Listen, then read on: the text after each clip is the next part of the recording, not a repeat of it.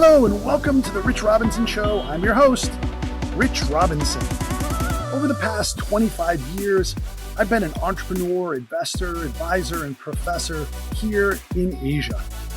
After nearly a quarter of a century in China, I'm now based here in Bali, Indonesia, the island of the gods. Asia is my home now. 60% of the world's population also lives here, but I would contend 80% of the world's dynamism and opportunity is right here in the region. On the show, you'll hear candid and fun conversations with some of my friends and colleagues, people I've met along my journey, entrepreneurs, operators, experts that will help you unlock actionable insights around the Asia region and the entrepreneurial agility that actually defines it. This first season, season 1 of The Rich Robinson Show, is titled At the Speed of China.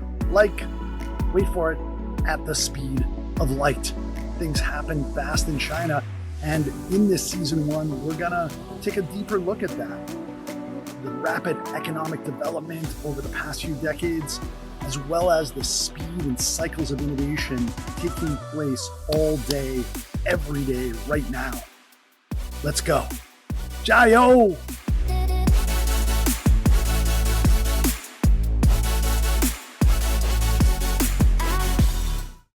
And we are back. Ladies and gentlemen, boys and girls, welcome, willkommen to the Rich Robinson Show, Season 1, At the Speed of China. And I have my old buddy, somebody who I had heard legend of way before I actually met him. And I have always been a huge fan, both of his warm, intelligent personality, but also his writings and all that he has done in his China travels. We have so many mutual friends. We got off on a tangent to started talking about stuff. And I'm like, we got to record this stuff. Welcome to the pod, my friend. We're talking to Tiff Roberts, ladies and gentlemen. Welcome. Thanks so much, Rich. It's great to be on. So great for you to take the time and tell us where you're calling in from. I won't break the surprise of like your awesome new role. Yeah, so I'm sitting in my office here at the University of Montana, Missoula, Montana, which happens to be where I grew up, my hometown. And as of last summer, I have a role here where official title is Director of China Affairs at the at the University of Montana. So yeah, so I'm here building out a China program. We got lots of interest. I teach a couple classes here at the university. They fill up to capacity every time. A lot of kids that are really interested. I'm teaching modern China history and Chinese politics. So great. So we have so many mutual friends. And I remember when you got this position, everybody was high-fiving each other. Like, it's such a amazing, incredible full circle. It's like The Alchemist, where, you come home and the circle is closed and it's just beautiful. Yeah, needless to say, I'm pleased. Like I said, this is my hometown. I came back here. When I left, there wasn't a lot of China stuff going on here, but we're changing that right now. So let's take the loop the other way around. Let's get to your origin story from Big Sky Country to the Big Smoke, as it were. Yeah. So I'm often asked, including by my students, but others as well, about, how did I get interested in China? A kid growing up in Missoula, Montana, in high school in the 80s, way back when. And it's true, there wasn't a lot of Chinese people certainly living here then. It's interesting. The first exposure I had was actually through my father. My father was, and until he passed away a few years ago, most of his life was a Buddhist. And he was very interested in Asia, China. He gave me in high school a book, An Introduction to Chinese Philosophy in English, long before I started studying Mandarin Chinese.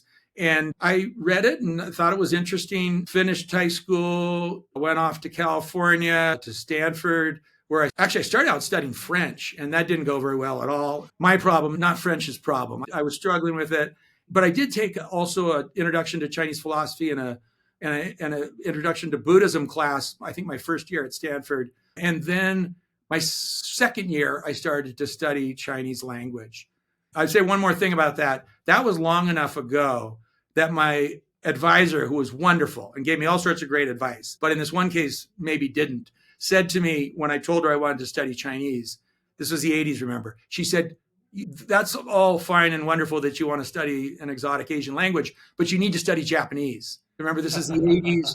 Japan's going to take over the world, just like we've heard in recent years about China. So she told me, if you want to be practical, you should be learning Japanese. And I like to make up this story or tell this story about how I looked into the future and I knew that China would become, the world's second largest economy, maybe going to surpass the U.S. And I knew everything that was going to happen. And that, of course, is completely untrue. I was interested mainly because I was interested in the Chinese characters, something completely different. I wanted to study a language, even a writing system different from English. And I was interested in the communist revolution in China. So it had nothing to do with looking into the future or any sort of foresight. Fascinating. So I really want to double click on your dad's Buddhist foundation. So I was in Davos last month. There's a Tibetan Buddhist Rinpoche whose parents are from Tibet. He grew up in Nepal, runs a monastery, and he's building this peace sanctuary in Lumbini, Nepal, the birthplace of the Buddha. Yeah. And he was at Davos last year, and he met my colleague who is kind of like Mr. Metaverse, like the tech philosopher, poet king, the Keanu Reeves of Web3. Everybody loves him. And so I've been tasked with building this peace metaverse around that. And I hosted Rinpoche in Bali here for a meditation retreat in December. And he spent the holidays with us, a very Buddhist Christmas. Ding!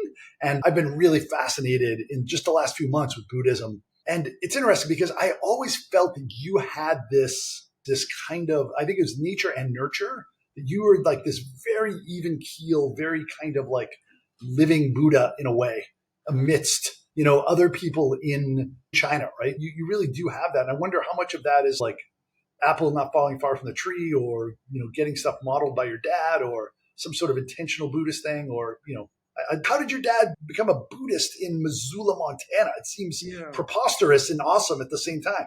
Yeah. Well, I think he first became interested in Buddhism in the 70s. So this is sort of the, not long after the 60s, a lot of interest in Eastern religion across the US and across the world.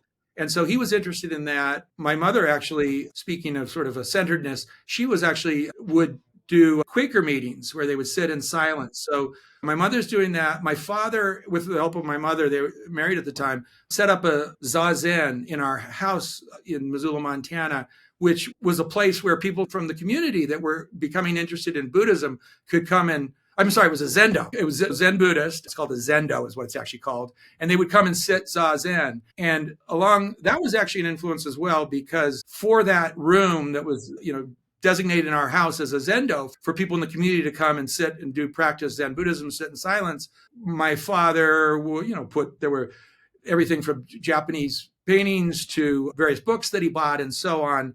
And we had that space in our house and the little bells you ring when you're sitting in meditation. So that was there when I was a little kid, in the 70s. And I definitely had an effect on me, I think. I remember it really vividly. It made me and my sister stand out from our friends. There weren't any other, as far as I know, there weren't any other Zendos in Missoula at that point. But there was interest in a small group of people here back then in the 70s. So we had that. So that was in the house. And then, as I said, eventually my father did give me this book. He had a fairly strong interest in Asia outside of Buddhism as well. And when I finished high school and went off to college, I was not planning to continue, or I wasn't planning to study China, but I took those classes sort of as an experiment to explore my interest, and then ultimately started doing the Chinese language and then doing more political science studies of China in college.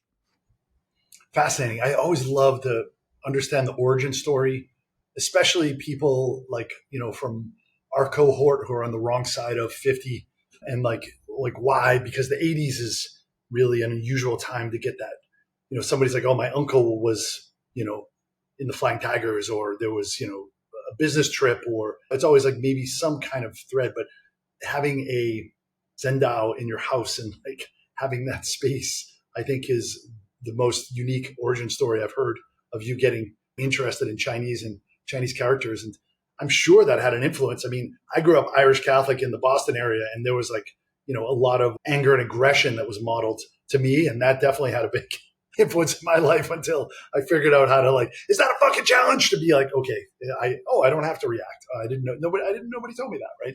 And it served me well in China during those heady years, but now I've dialed it way back living I in lost some of my Buddhist, if I ever had it, which I don't think I did, but I certainly, driving in Beijing was, in terms of, I learned really what road rage is. I have to say, I'm happy that I've overcome it. I think it's a part of my past that is no longer with me. Right. Me too. It's like, especially like road rage in China is whole, because it just, the whole idea of like, in some ways, Buddhism of like, every time you cross the river, it's a different river. So, change is constant. But the change in Beijing on the road was that there's going to be another asshole that cuts you off or does something crazy every second, right? It was like an unbelievable flow. And at some point, I just realized it was a great test for me to just let it go, just let it all go. Yeah, no, Buddhist test, if you will. Yeah. That's great. So then tell me about so you're interested in Chinese characters, and then you get to study Chinese more deeply. And then what was your first foray into the mainland?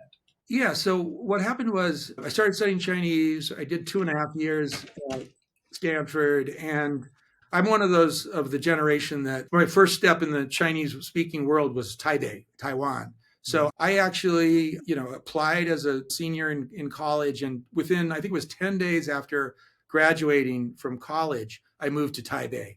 And I was in a language program at a university in Taipei called Taiwan Shifen Daxue. I had thought that, okay, it was a 3-month program. I didn't apply to a year-long program that was very prestigious at Taida, the Stanford program, actually. It was also affiliated with the university. I was at Stanford. I didn't do it because I didn't think I wanted to stay that long in Taiwan. And I thought I would do the 3 months in Taipei and then go travel in the mainland and go back and probably go to graduate school. Well, fast forward 4 years later, I've traveled to India, Nepal, Thailand repeatedly. I finally made it to the mainland. I love this. My first step onto the mainland was on Hainan Island. So obviously not. Also very unusual. We used to do visa runs out of Taipei. I kept studying Chinese. I started teaching English as well in Taiwan. Again, as I said, I was ultimately there for 4 years. But I would do these great trips back. But back then you couldn't go Taiwan to mainland direct, right? No, and there was what we called visa runs because you could only stay 6 months in Taiwan. The cheapest place you could go was Hong Kong. So I got to know Hong Kong really well. I would run over there, get a new visa, go back to Taiwan, go to India, go to Nepal, go to Thailand, etc. And then I finally was like, well, I finally got to make it to China, the mainland. And so I fly into Hong Kong and I take a boat from Hong Kong to Haikou and do a month on Hainan, actually. It was pretty wild back then. The west side was fascinating because it was a lot of Shaosuminzu and ethnic minorities there. And the road wasn't very well developed. It all went down the east side. And of course, Sanya was not developed at all, none of those 5-star resorts. But anyway, a month there. And then I took a boat from Haikou to Beihai in Guangxi. Wow. And then what year is this? 91. I had actually gone to Taiwan in 88. And like I said, I had this 3 months in Taipei, then I'll in the mainland, then I'll be back in the US applying to graduate school. Well, 3 years later, I've been to India, I've been to Thailand, Nepal. I finally make it to Haikou and to Hainan and then to Beihai. On that trip, I spent about 3 months, Hainan, Sichuan and Yunnan, pretty much a month in each place.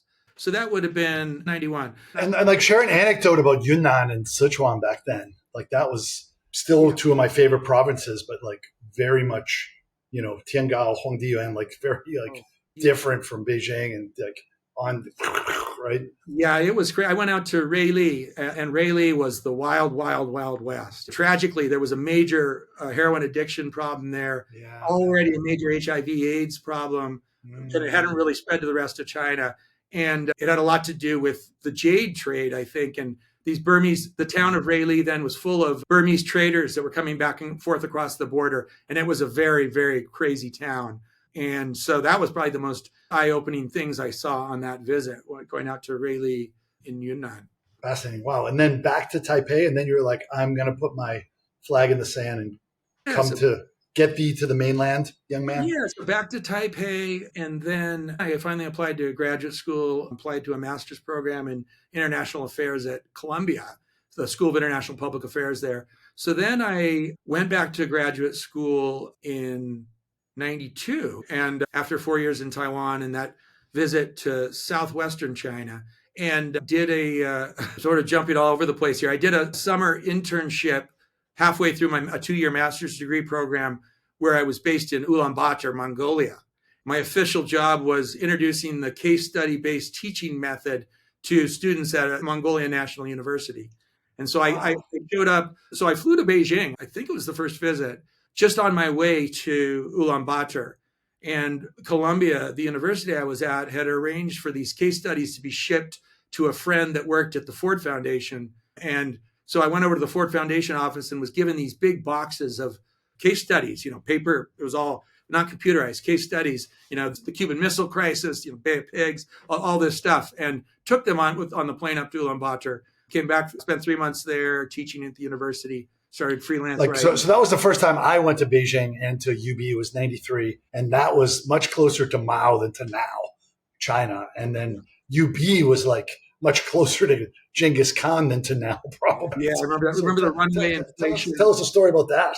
Yeah, well, you remember it wasn't too long after they'd had their first democratic election. They were getting out from under the hand, finally, of the Russians. And, it was the tough time in Ulaanbaatar and all of Mongolia. One of my great regrets is I saw very little of Mongolia because there were petrol shortages, gas shortages. And it was really hard to get out of Ulaanbaatar for that reason.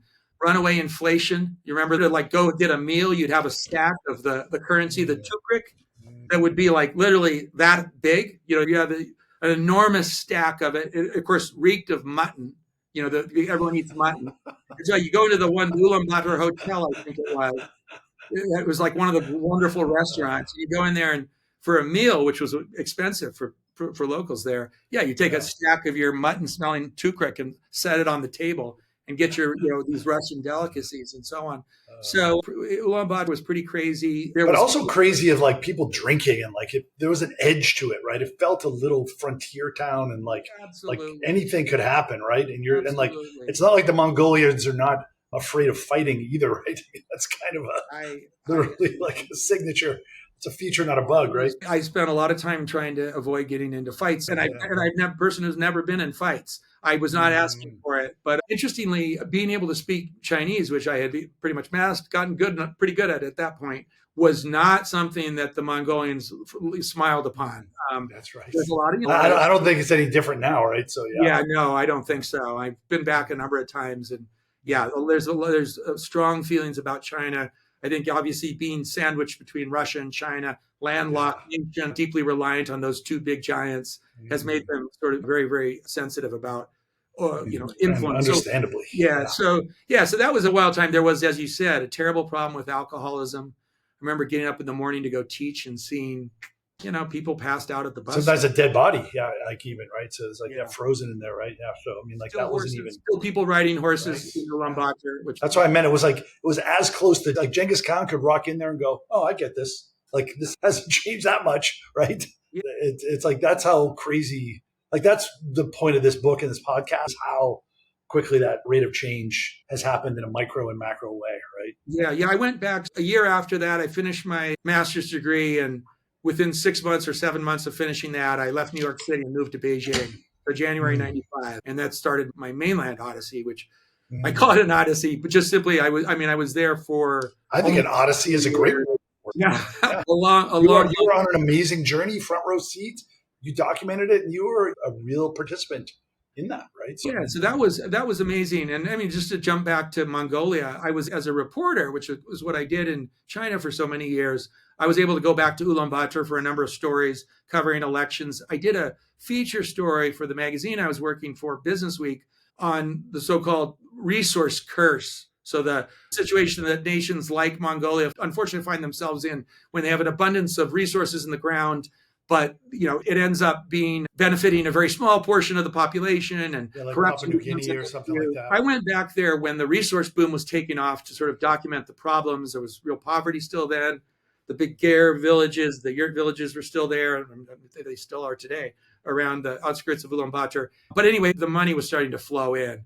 And so I was interviewing deal makers from the U.S., from England that were coming in there, miners, private equity people. I interviewed a guy who was bought up all these old Russian-style apartment blocks in the heart of Ulaanbaatar, and he got a model. He was renovating them and renting them out at a high price. I haven't followed up what happened to him eventually. But anyway, again, at the speed of Asia, it was amazing to see how that place changed.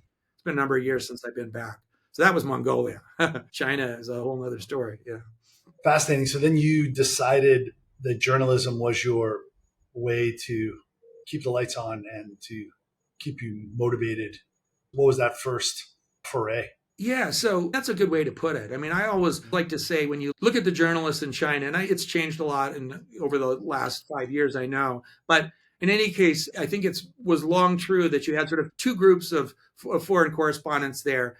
And one group were those who were career foreign correspondents rotating around the world, 3 years in Beijing, maybe cover the war in Afghanistan back when that was the situation, Brussels to the EU or whatever. And they were really passing through town, but, spending good years and doing good journalism from China. Then there was the other core, which I see myself as, where the interest very much preceded the journalism. Instead, I was studying China way back when, long before I thought of being a journalist. And there's a bunch of people like that. I don't know if I need to mention people, Andy Brown, Charles Hutzler, all these people. And there's a lot more than that. In case of Andy, grew up as a kid in Hong Kong. But I felt I was one of those people that was interested in China and thought, what can I do that allows me to live and work here and also, is fascinating and allows me to learn. And journalism was the decision that I came upon. That's what I decided to do. And, no regrets. It was a great way to live in China. I love that crew. Amazing, intrepid, just self-selected, like really gritty, intelligent, driven, no bullshit crew. That was my first foray. I joined the Foreign Correspondents Club in Hong Kong just because I was doing some side journalism, and then I justified it because they had a gym, and I was like, okay, I don't have to pay for a gym, and I can just be around these journos who reminded me of being back in Boston because, smart and funny, but also that's bullshit. I'm calling bullshit. Like, that's what I love about journalism is like, no, that's total bullshit, and I'm calling you out on that. Like, I'm skeptical, right? I mean, I'm curious, I'm engaged, but like, no, come on. That's the press release. And I love that, right? I love the reality and the raw turbo engine under the hood and like debate shit and be like, all right. And then, so I played basketball with, Scott Cronick and, Jamie Fleur-Cruz and Pete Hessler and, just that, all of those like, media, PR, journal crew for many years. And, I just saw Kaiser and he's like on the periphery of that, right? And like, I just listened to his podcast with Pete Hessler. And I've had Kaiser on the pod. I want to get Pete on the pod. It's like, that's just such a great crew, right? Because you're really, really getting your hands in the loom, so to speak, right? I have to just a quick public service announcement or PR for the organization I'm working for, the Mansfield Center. We actually have Pete Hessler coming here to lecture in person. I think it's April 3rd. It's right at the beginning of April. He's going to do a lecture here at the University of Montana, and then he's going to go off to a place called Kalispell, Montana, up near Glacier Park. And so we're very, very excited. He's the best. Kaiser's even said, and Kaiser doesn't mince words or suffer fools or Pete's his favorite nonfiction author. And I mean, Rivertown, Oracle Bones, all that. Like I still remember Rivertown. Like that was such a seminal book that people should definitely read. And I love one, like he's great at showing, not telling. And he would run and there's this rock with all these Chinese characters. And like, he actually had, he showed how like, as he ran, the character started transforming into words that he started to understand every time that he ran past there as his Chinese improved. Right. And I just thought that was a beautiful mechanism. And, he has that one scene in the book where he gets in a fight with like a shoe shine guy. And he's like, what am I doing? I'm like a public asshole to a shoe shine guy, but like, you just get, there's so much emotion and so much static and tension there, right? That he was very vulnerable and open about that. And you're just like, I've done stuff like that too, right? And it's just like, I really admire him a lot. Yeah, Rivertown is one of my go-to China books to give to all, for people that know China, people that don't know China. I've given Rivertown to a lot of people. What a wonderful book. And obviously Pete's other books as well. Amazing. Yeah. And like, I don't know, like Evan Osnos, another guy that I'm trying to get on the pod, I really, really like as well too. And there's so many great, and then also, Paul Mooney as well, he was another guy I played basketball with. This is a list of all great friends. So this is one, Evan. Yeah. Just brilliant, salt of the earth, just amazing, great people. So I think you chose super well. Like it felt to me that like you were genetically engineered, in a lab to basically do what you did. Right. I think you did it like super well, and you've had an amazing reputation and following. And I loved reading your writing and always enjoyed our chats. And tell us some of the trials, tribulations, and triumphs, some anecdotes along the way while you're on the front lines there.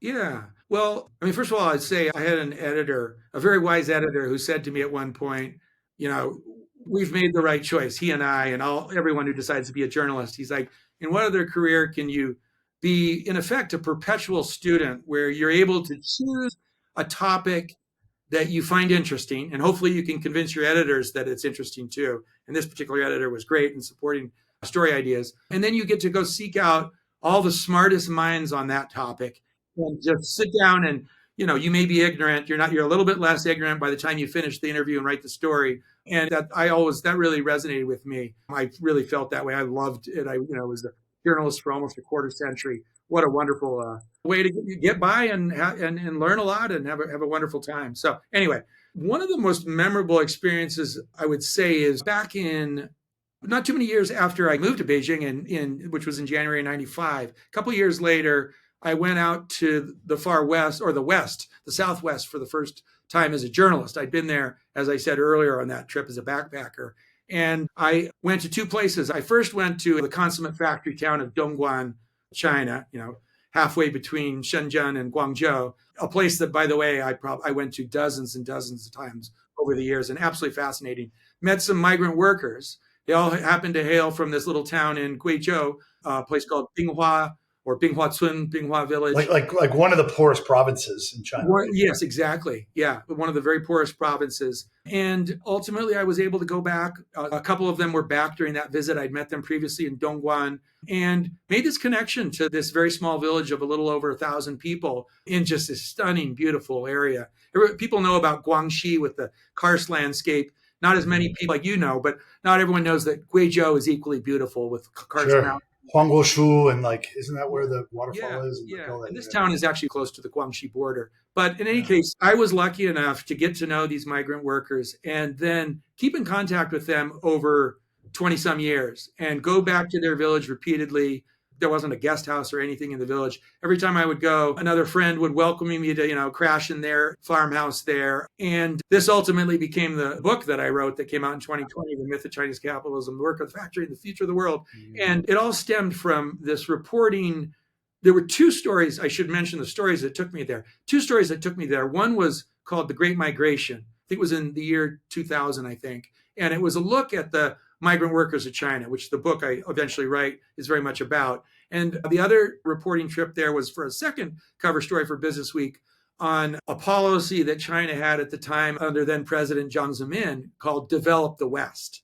And there was this realization amongst top officials, including the president, Jiang Zemin, General Secretary of the Communist Party, that after all those years, at that point, 20 some years of reform and opening, there had been great wealth generated, but a lot of it was still concentrated on the coasts. And so the interior of China, there were vast differences in incomes and wealth between the coast and the interior, Guizhou being in the interior. So this special policy was, to the credit of the Chinese government. They said this needs to change, and they put this big policy in place to try to redress those imbalances and try to develop the interior. It worked in some ways, it didn't work in other ways. But in any case, I was out there reporting a story on this signature policy of Jiang Zemin to develop the West. And that took me for the first time to this little village that I mentioned in Guizhou. Yeah, and I know that book was super well received. Tell us some of the key takeaways from the book. Yeah, well, I mean, the big sort of picture, as I said, I spent 20 years with a group of these migrant workers from this village, and some watched their lives develop. Most of them eventually have returned, maybe not to their village, but to some urban areas within the province of Guizhou. The big takeaway for me was China is still, as a country, the government is still dealing with real inequality amongst, again, that the Develop the West policy never fully solved this great gulf between the interior of China and the coastal area, which did so well with entry to the World Trade Organization and reform and opening. And this is still a problem today. You still in China got almost half the population that is born in rural China. And this is very stark for them because of the continued existence of the hukou policy, or the household registration policy, which So basically, I've heard there's might be 200 million people in China that are in cities that don't have the hukou, so they don't that's have right. Yeah. Yeah. So services and exactly. education. So that means that their health care, the education, if they have children, for their pensions once they retire, all have to be tapped back in the countryside. And so you have this class of people, migrant workers, who are living in the cities, but they're in many ways, I refer to them as second class citizens because they don't have access to the same social welfare and protections. And there's all sorts of problems related to that.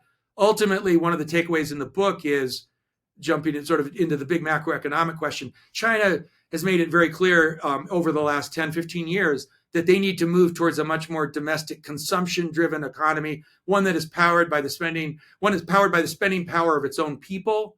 The trade war under the previous U.S. president, all those things, COVID, the pandemic, all those things have made the old model look shaky. The old model of producing low-cost goods in China and selling them at cheap prices to the world. That doesn't necessarily work to the degree that it did for so many years. And it did work for so many years. And then, of course, you have the issue with demography in China, and you have labor prices going up. So it's not as cheap to produce those goods for the world anymore in China. So anyway, China's had this policy of trying to transition to a much more domestic consumption or the spending power of its own people model. And they've done it very well in the cities. But because of things like the hukou, the household registration policy, because of other various forms of discrimination against people from rural China, they're really sort of coming up against a wall. They need to figure out how to better integrate those people, hundreds of millions of people, into the Chinese economy, into society, if they want the economy to keep growing as fast, or maybe it's not going to grow as fast as it did. That's inevitable. Things can't keep soaring up for too long. But if they want to keep growth at a steady pace, they need to figure that out. So that's sort of a big picture takeaway of the book. And then the book is a lot of human interest stories, though. I've spent so much time with those wonderful people, and I tell their stories. Those who try to come back and do business, those who try to do business in Dongguan, just fascinating stuff. Amazing people. So over the last couple of decades, what are some of the observable changes that you've really taken away from being in that, even though it hasn't changed nearly as rapidly as the rest of China? There's probably been some really stark differences in terms of maybe urbanization within those provinces and societal changes. Yeah, I mean, the bigger picture was the one I just sort of referred to. I think that because of that policy that I mentioned, the hukou policy, and because of other things as well, China faces this split amongst those from rural China and those from urban China. I should mention as well that the real estate boom and property boom that so many people got rich on, including some of our friends, not just Chinese people, that is very much an urban phenomena. For those people that are actually really rural Chinese, there's and I talk about this in my book as well, but I won't get too deep into it, but basically there's a dual land policy, which means that urbanites, people living in the cities, are able to have these, it's not flat out ownership, it's usually a 70-year lease, but in effect, they have ownership of the apartments. They've been able to monetize that, sell them, rent them out at market rates. This is not true in the countryside. If you're a farmer with a plot of land, you cannot sell it. It's officially designated, and this is a Maoist legacy, as part of the collective. You have to go through the local government or the local party, who then can do things like rezone the land in effect so that it can be not agriculture, but instead be commercial or residential or factory. So what you see along with the other policy, the hukou policy, you have this dual land policy, which again is a huge barrier to people from that part of China from becoming wealthy. So I think some of the great successes you've seen in Western China, there's phenomenal infrastructure put in place. As you know, we've all been on high-speed rail in China. It goes not far from the village that I mentioned, Binghua. It doesn't go to Binghua, but it goes not too far from there. There's the high-speed rail goes from Guiyang up to Chongqing, I think, and down to Guangzhou. And it's amazing. And it has helped with economic development. But you still have these obstacles that mean that for some people, lives have not changed enough. They've certainly changed, but they haven't changed enough. Even when I look back to my first visit back there, and again, I think it was 2000. Just one last thing. I mean, it matters for the multinationals of the world that are betting on the continued growth of a China market. Now, obviously, the last couple of years have been rough. that faith has been shaken to a degree by many multinationals. But nevertheless, I think there's still a hope that ultimately the number of consumers can keep growing in China. The other half can become part of, become consumers and ultimately benefit the bottom lines of the multinationals of the world. And that can't happen unless some of these economic issues and old, what I call legacy policies, are dealt with. So, and when was the last time you were back in the mainland? I am so overdue. I haven't been back since before the pandemic, and I'm hoping nothing to publicize right now, but I'm hoping to be back there this year. So I'm working on that. Oh, great. Yeah, I just hosted a bunch of Schwartzman scholars from Tsinghua here in Bali. They did a deep dive. They do these deep dives in India, Korea, and also across Indonesia. And I have given a guest lecture there before, but I'd love to, if you're not already in touch with that Schwartzman crew, to have you go and visit their campus. I don't know if you've been on the Schwartzman. Let's keep talking about that. It's really I wonderful building. Young people that have participated, including a former intern here from the Mansfield Center. They're ridiculous. It's like a less than 1% acceptance rate, and they're all just preposterously accomplished in their 20s. And one of the most amazing things about that program is that they have, it's 130 scholars in an 8-story courtyard, 3 stories below ground. The top floor is professors, and then 2 stories for the student quarters to live in. And they have their own gym and their own pub, and it's the Ray Dalio conference room and the Wong pub, and self-contained, really magical kind of ivory courtyard in a way. But in that courtyard, they have like a couple of people from West Point, a couple of people from Annapolis, and they have the equivalent, naval military academies in China. And they're in like full dress uniform, like they're all living in the same building. And, that's something that I hope like in 40 something and be like, oh, wait a second, like put that little, cover over the red button and let me just say, hey, Shubofei, hey, Zamiang, hey, how to right? Like, we're at the Schwartzman program. Are we really doing this, right? And like, let's have a little dialogue, right? So I think there's so little dialogue between, China and the U.S. now. It's really gotten a lot more darkened. I don't know have you been in touch with Mitch Presnick? Yeah. Mitch is an old friend. We've spoken fairly recently, yeah. Because you guys have like similar, sort of positions, I think really shining light across the Pacific to both countries. And I think it's super, super important. Completely agree. I mean, I think one of the great, I shouldn't say tragedies because it's reversible, I think, but to see the collapse in exchange of students, the number of American students in China, the pandemic had a whole lot to do with it, but also tensions between Beijing and Washington. And I just think that is a great, that needs to be changed. And so I'm hoping that I can play some role in that as well. And, stay tuned. We'll see what happens. But in any case, I think it's great that I'm sure you share that belief. I think we need more young Chinese people coming here. We need more young Americans going to China. We need those contacts. It's what took people like us to that interest in China, took us there years ago. And I just think that it's really important that continue. I think that I was very sad to see the end of the Peace Corps program in China, the Fulbright program. I think those things should still be in existence. So anyway, there's some hopeful signs, certainly after last November with the talk between Xi Jinping and U.S. President Joe Biden. I've said this once before. There's a comedian, Joe Wong, who lived, he's from Dongbei and lived 20 years in Boston. He still tours around in Huangxi, China. He did the radio television correspondence dinner with Obama and Biden. He's been on Colbert. And he's like, China's my mom, America's my wife, and I am cowering in the kitchen in fear because my mom and my wife are having a big fight. And my mom and my wife both have nuclear weapons. I actually heard him. He performed at an AmCham thing in Beijing that I was at years ago. I don't know how they got it. I guess it was the big party gala of the year that the American Chamber. I actually introduced him to that. I did some shows with him before at ISB and other places too. So he's a great guy.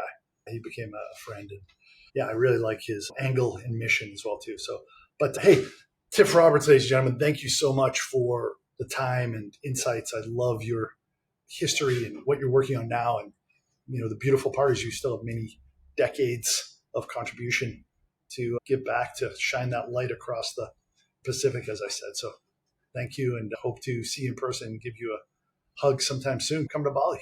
I would love to. Well, thank you, Rich, for having me on. It was a wonderful conversation, a lot of fun, and a lot of good memories. And next time we'll make some more memories. I got to get to Bali. I would love to do that. Terrific. China first, and then we'll talk about Bali after that. Sounds great. All right, my friend. Thank you. Thanks, Rich.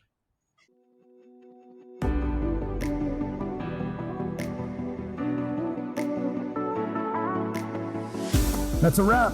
Thanks for listening to this episode of The Rich Robinson Show, Season 1 at the Speed of China. Visit therichrobinson.com/show to smash that subscribe button. Please also go to iTunes or whatever platform of choice, rate and comment. And until next time, thank you very much. 再见. 谢谢.